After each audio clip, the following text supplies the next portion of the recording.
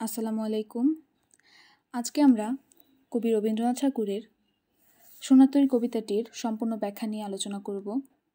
এক কথায় বলতে গেলে কর্মের মাধ্যমেই যে আমরা বেঁচে থাকি, কর্মের মাধ্যমেই যে আমরা পৃথিবীতে আমাদের অস্তিত্ব টিকিয়ে রাখি, এটাই এই কবিতার মূল বিষয়বস্তু। মাঝি চরিত্রটি হচ্ছে মহাকালের প্রতীক, ধান হচ্ছে এখানে সৃষ্টিকর্ম, আর নৌকা ইহকাল থেকে পরকালে যাওয়ার যেই মাধ্যম সেটাকে বোঝানো হয়েছে। গগন শব্দের আবিধানিক অর্থ আকাশ, কিন্তু এখানে গগন বলতে আমাদের জীবনকে বোঝানো হয়েছে। গগনে গরজে মেঘ, ঘন বরষা। মেঘ বলতে বিপদের সংকেত, ঘন বরষা বিপদ আরও ঘনীভূত হচ্ছে। কুলে একা বসে আছি নাহি ভরসা, এখানে কুলে একা বসে আছি বলতে বোঝাচ্ছে জীবনের শেষ মুহূর্তে বসে আছি, যে কোনো মুহূর্তে আমি মরে যেতে পারি। রাশি রাশি ভাড়া ভাড়া, ধান কাটা হলো সারা। রাশি রাশি ভাড়া ভাড়া বলতে বোঝানো হয়েছে এখানে অনেক ধান, মানে অনেক অর্থে ব্যবহার করা হয়েছে। আর ধান কাটা হলো সারা, সারা শব্দের অর্থ শেষ। এই দুই লাইনের অর্থ দাঁড়ায় আমার জীবনে আমি অনেক কাজ করে শেষ করেছি। ভরা নদী ক্ষুরধারা খর পরশা, এখানে ভরা নদী ক্ষুরধারা বলতে বোঝানো হয়েছে ক্ষুরধারা শব্দের মিনিং আসে ক্ষুরের মতো ধারালো প্রবাহ, আর খর পরশা ধারালো বর্ষা। অর্থাৎ নদী অর্থাৎ আমাদের যে মহাকালের প্রতীক, সেটা অনেকটা ক্ষুর এবং বর্ষার মতো ধারালো।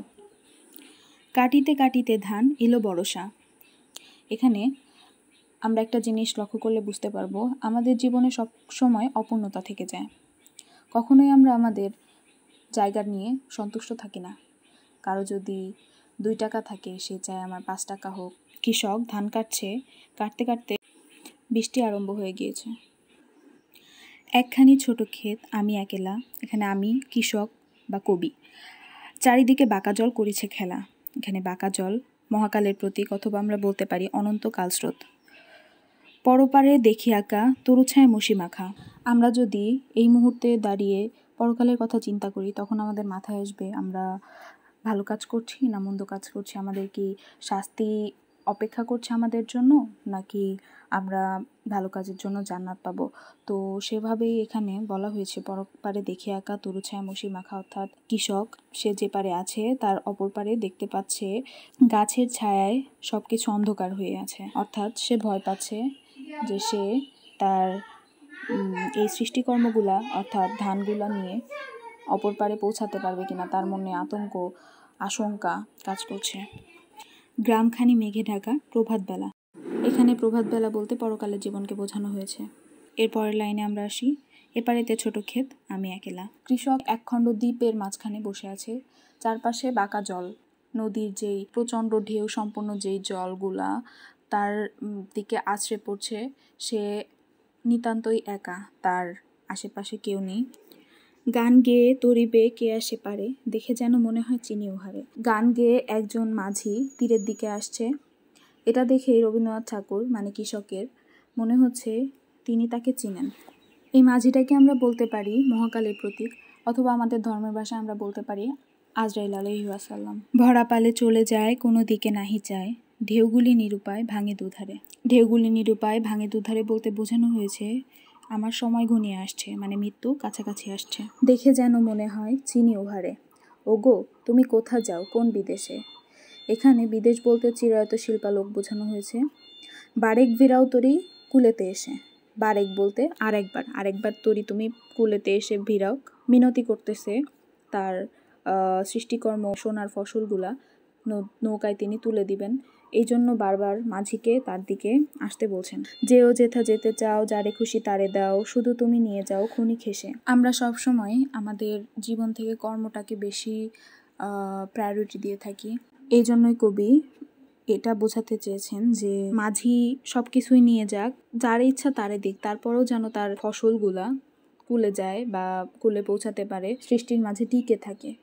এত কষ্টের ফসল অন্য কেউ ভোগ করুক, তাও যেন সেগুলা ক্ষতির সম্মুখীন না হয়। আমার সোনার ধান কুলেতে এসে, যত চাও তত লও, তরণী পরে আর আছে আর নাই দিয়েছি ভরে। কৃষক তার সমস্ত এতদিনের কষ্টের ফল সব কিছু নৌকায় তুলে দিয়েছেন, কোনো কিছু অবশিষ্ট নাই। এতকাল নদীকূলে জাহাজ রয়েছি নুভুলে, সকলই দিলাম তুলে থরে বিথরে।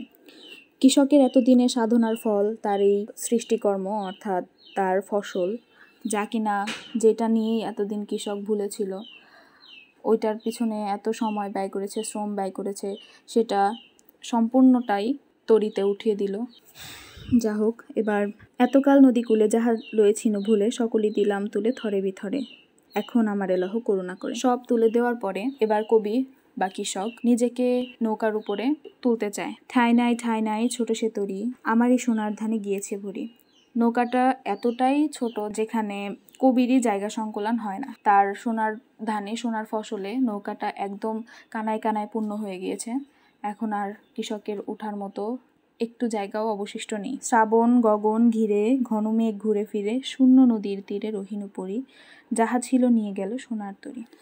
এই কবিতা দ্বারা আমরা এটাই বুঝলাম, কর্মের মাধ্যমে মানুষ বেঁচে থাকে। আমরা সারা জীবন যা অর্জন করব, মানুষের সাথে যেভাবে ব্যবহার করব, নিজের জ্ঞান গরিমা বা পড়ালেখা বা ব্যবহার দ্বারা পৃথিবীতে যা কিছু অর্জন করব, সেটাই আমাদের পৃথিবীতে থেকে যাবে। আমরা কিছুই নিয়ে পরকালে যাব না। ওই কাজের মাধ্যমে মানুষ আমাদেরকে স্মরণ করবে, বলবে আমরা পৃথিবীতে ওই কাজের মাধ্যমেই টিকে থাকবো। তো সবাইকে ধন্যবাদ এতক্ষণ ধৈর্য ধরে পাশে থাকার জন্য। আশা করি এই ব্যাখ্যাটা আপনাদের কাজে লাগবে। সবাইকে ধন্যবাদ জানিয়ে আজ এখানেই শেষ করছি। ধন্যবাদ সবাইকে। আসসালামু আলাইকুম।